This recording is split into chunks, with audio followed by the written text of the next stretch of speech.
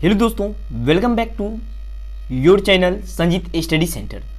दोस्तों, आज की इस वीडियो में देखेंगे कि लोकसभा की कितने सीटें स्टेट वाइज हैं और आरक्षित सीट और अनारक्षित सीट कितने हैं। तो चलिए जानते हैं स्टेट वाइज। और सबसे पहले बात करें उत्तर प्रदेश की, तो उत्तर प्रदेश में लोकसभा की कुल सीटें कितनी हैं, तो 80 लोकसभा की सीटें हैं, जिनमें अनारक्षित सीट जो है ये 63 हैं और बाकी जो है कि और जो अदरवाइज सीटें हैं वो अनुसूचित जाति के खाते में हैं, यानी 17 सीटें जो हैं वो एससी के खाते में हैं। और वहीं पे बात करें अनुसूचित जनजाति एसटी के लिए वहाँ पे नहीं है सीटें। और वहीं पे बात करें दूसरे स्थान पे जो राज्य आते हैं वो है महाराष्ट्र। महाराष्ट्र की बात करें तो लोकसभा की कुल सीटें वहाँ पे 48 हैं। जैसा कि अभी आप लोगों का लोकसभा की मतदान यानी कि चुनाव हो रहे हैं और ये डाटा आपको जानकारी होनी चाहिए कि किस राज्य में कितने लोकसभा की सीटें हैं और उनमें से आरक्षित सीटें कितने हैं और अनारक्षित सीटें कितनी है। तो चलिए जानते हैं। और जैसा कि यहाँ पे देख रहे हैं महाराष्ट्र की बात करें तो महाराष्ट्र में 48 कुल सीटें हैं, जिनमें से अनारक्षित सीट जो है ये 39 हैं। और वहीं पे बात करें अनुसूचित जाति के लिए 5 हैं और अनुसूचित जनजाति के लिए 4 सीटें हैं। वहीं पे बात आती है तीसरे नंबर पे जो कि बिहार। बिहार में बात करें यहाँ पे कुल सीटों की बात करें तो 40 लोकसभा की सीटें हैं, जिनमें अनारक्षित सीटें की बात करें तो ये 34 हैं। और वहीं पे बात आती है अनुसूचित जाति एससी की सीट यहाँ पे 6 हैं और अनुसूचित जनजाति की भी सीटें 4 है यहाँ पर। और चौथे स्थान पे जो राज्य आती है ये है आपका आंध्र प्रदेश, जिनमें टोटल सीटें 25 हैं। और अनारक्षित सीटें की बात करें तो यहाँ पे 20 हैं और अनुसूचित जनजाति के लिए 4 सीटें हैं और टोटल ये मिला के 24 हो रहे हैं। और एक सीट हो सकता है यहाँ पे अनुसूचित जनजाति के लिए भी यहाँ पे दिए गए हो। और वहीं पे बात करें 5वें स्थान पे जो आते हैं पश्चिम बंगाल, जो कि 42 लोकसभा की सीटें हैं। पश्चिम बंगाल में कितने हैं? 42 लोकसभा की सीटें हैं। और वहीं पे बात करें 30 सीटें अनारक्षित हैं और 10 सीटें अनुसूचित जाति के लिए और 2 सीटें अनुसूचित जनजातियों के लिए हैं। चलिए नेक्स्ट जानते हैं। यहाँ पे जितने भी राज्य हैं सभी राज्य के बारे में जानेंगे। इसके साथ ही आपका जो भी केंद्र शासित प्रदेश हैं उनके सीट के भी बारे में डिस्कस करेंगे। तो क्लास में आप लोग अंत तक बने रहें। और यदि चैनल पे पहली बार आए तो चैनल को जरूर सब्सक्राइब कर लें। इस चैनल के माध्यम से जॉब के अपडेट के साथ साथ कंपटीशन के भी नॉलेजेबल क्वेश्चन की गाइड की जाती है और आप सबों के बेहतर एग्जाम के साथ साथ और नॉलेजेबल कंटेंट भी प्रोवाइड की जाती है। तो आप लोग इस चैनल को जरूर सब्सक्राइब करें और इस चैनल से जुड़े रहें। तो चलिए नेक्स्ट क्वेश्चन जानेंगे। नेक्स्ट स्टेट की बात करें तो 6वें स्थान पे जो आते हैं तमिलनाडु, जिनमें बात करें 39 सीटें हैं और इनमें अनारक्षित सीटें 32 हैं और अनुसूचित जाति के लिए 7 सीटें हैं और अनुसूचित जनजाति के लिए यहाँ पे 0 है। और वहीं पे बात करें 7वें नंबर पे मध्य प्रदेश, जो कि 29 सीट हैं और 19 अनारक्षित और 4 सीटें अनुसूचित जाति के लिए और 6 सीटें अनुसूचित जनजातियों के लिए दिए गए हैं। 8वें नंबर की बात करें कर्नाटक में 28 सीटें हैं टोटल लोकसभा की, 21 सीटें अनारक्षित हैं और 5 सीटें जो है ये अनुसूचित जातियों के लिए दिए गए हैं और 2 सीटें अनुसूचित जनजातियों के लिए।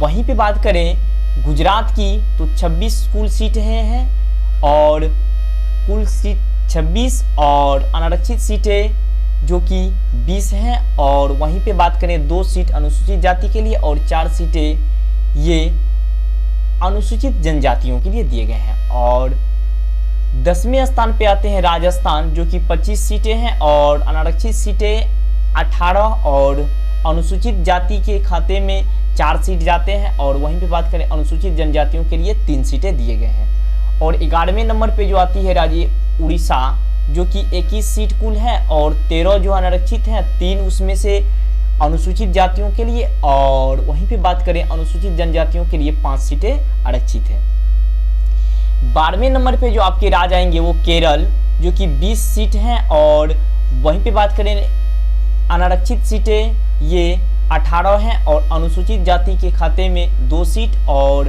अनुसूचित जनजातियों के लिए 1 भी सीट नहीं है। और देखिए ये सीटें अनुसूचित जाति और जनजाति जहाँ जिस राज्य में हैं वहाँ में सीट दिए गए हैं, और जहाँ इनकी आबादी नहीं है वहाँ पे सीट नहीं दी गई है ये भी। और 13वें स्थान पे जो है ये है तेलंगाना, जो कि 17 सीटें हैं टोटल, और इनमें बात करें 12 सीटें अनारक्षित और 3 सीटें जो है ये अनुसूचित जाति और 2 सीटें अनुसूचित जनजातियों के खाते में है। और 14वें नंबर पे बात करें असम, जो कि 14 सीट है और 11 जो है कि ये अनारक्षित सीट है और 1 अनुसूचित जाति के लिए और 2 अनुसूचित जनजातियों के लिए है। 15 नंबर की बात करें झारखंड, जो कि 14 सीटें हैं और 18 जो है अनारक्षित हैं, 1 जो है इसमें से अनुसूचित जाति के लिए और 5 सीटें अनुसूचित जनजातियों के लिए हैं। और चलिए आगे यहाँ पे जानेंगे 16वें स्थान पे जो होंगे ये पंजाब, जो कि 13 सीटें हैं और इनमें से अनारक्षित सीटें जो है 9 हैं और 4 सीटें अनुसूचित जाति के लिए और अनुसूचित जनजाति के खाते में 1 भी नहीं है। और 17वें नंबर पे छत्तीसगढ़, जो कि 11 कुल सीटें हैं और इनमें से 6 सीटें अनारक्षित हैं और 1 सीटें अनुसूचित जाति के लिए और 4 सीटें अनुसूचित जनजातियों के लिए हैं। वहीं बात करें 18वें नंबर पे हरियाणा, जो कि 10 सीटें हैं कुल और उनमें से 10 सीटें ऐसे हैं जो कि अनारक्षित के लिए हैं और 2 सीटें अनुसूचित जाति के लिए, और अनुसूचित जनजातियों के लिए एसटी के लिए 1 भी सीट नहीं है। और वहीं बात करें 9 नंबर में 19 की बात करें तो ये आपका हो गया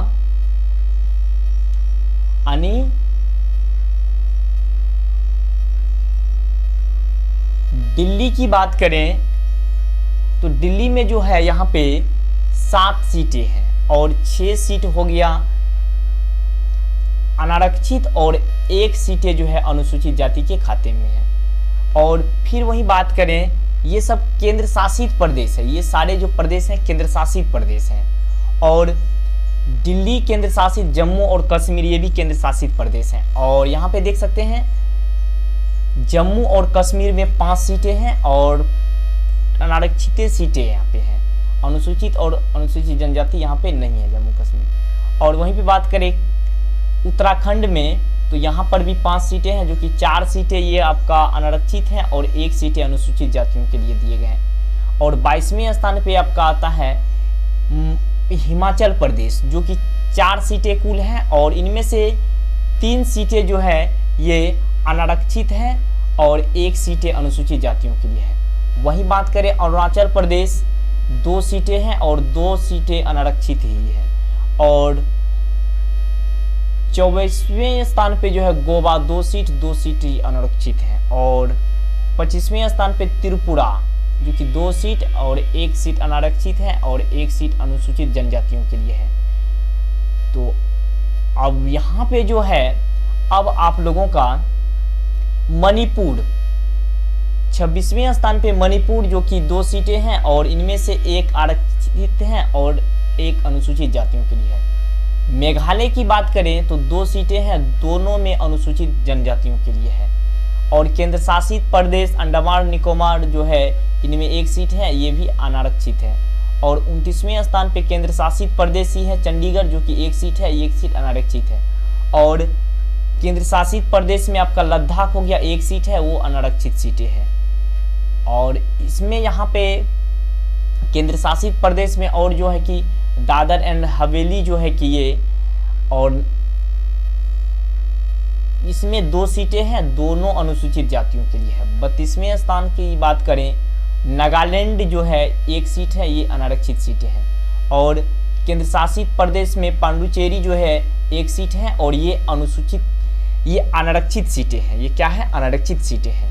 ये सारी चीज़ें जितने भी हैं सभी राज्य और केंद्र शासित प्रदेश का डिस्कस कर रहे हैं और नेक्स्ट क्लास में लेके आएंगे लोकसभा की सभी राज्यों की सीटें जो बता रहे हैं और वो भी रहेंगे, साथ में राज्यसभा की और विधानसभा की सभी स्टेट वाइज आप लोगों को अच्छे से क्लियर करके अगले क्लास में प्रोवाइड की जाएगी। और इस चैनल पे यदि अभी तक आप लोग नहीं जुड़े हैं तो जुड़ जाइए। इसी तरह के जानकारी इस चैनल के माध्यम से आप लोगों तक मिलती रहेगी और एजुकेशन अपडेट यानी कि जॉब रिलेटेड नई नई वैकेंसियों के बारे में भी इस चैनल पे डिस्कस की जाती है और कौन कौन सी वैकेंसी आई हुई है और नई वैकेंसी आने वाली है, अपकमिंग वैकेंसी के साथ साथ पिछले कौन सी वैकेंसी आई है, उनका कब एग्जाम कंडक्ट कराई जाएगी, जितने सारे प्रश्न आप लोगों के मन में होते हैं जॉब रिलेटेड वो सारे इस चैनल के माध्यम से प्रोवाइड की जाती है और सही समय पे की जाती है। तो आप लोग इस चैनल से जरूर बने रहें। और